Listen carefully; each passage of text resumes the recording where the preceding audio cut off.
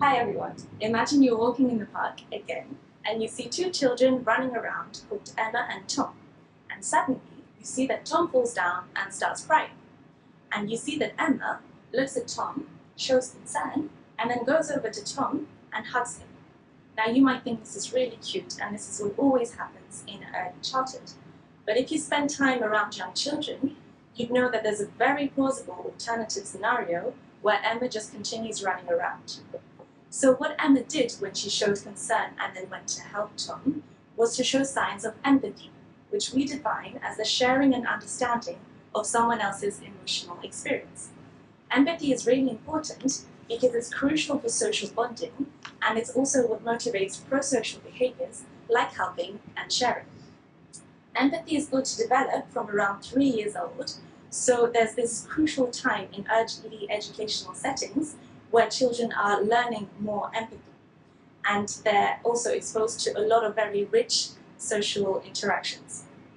So in fact, it's really important in early education settings, and the Department for Education sets us guidelines for teachers to look out for empathy as a skill in the children they teach in early education from 3 to 6. So what I'm interested in understanding is whether we can train empathy in early education.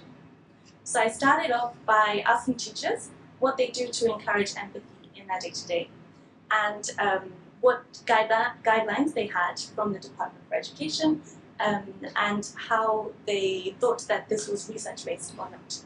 And from what the teachers told me, they promote empathy in lots of different ways in their day-to-day, but they revealed having very little guidelines from the Department for Education and didn't really know what worked or what didn't work.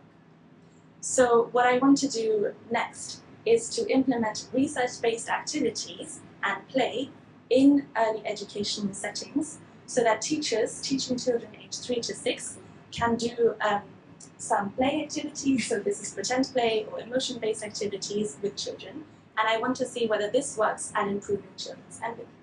So to see whether it works or not, I'll measure empathy before and after the training using neuroimaging methods and behavioral measures.